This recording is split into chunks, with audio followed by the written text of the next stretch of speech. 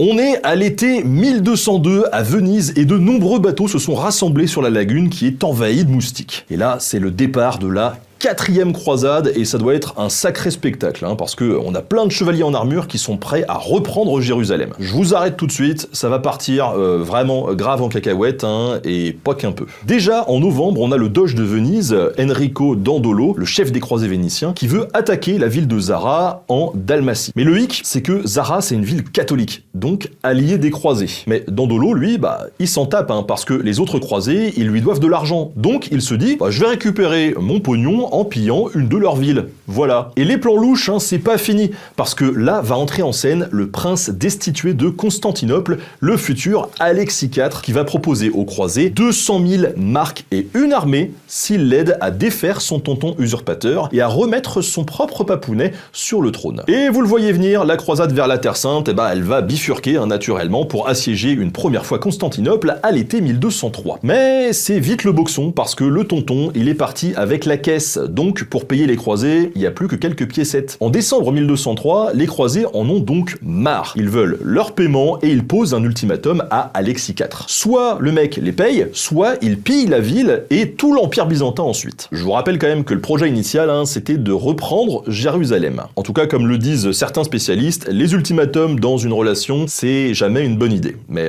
là, ce sont les habitants de Constantinople qui en ont marre, alors ils assassinent Alexis IV et son père, et ils vont mettre tout simplement quelqu'un d'autre sur le trône. Simple, basique.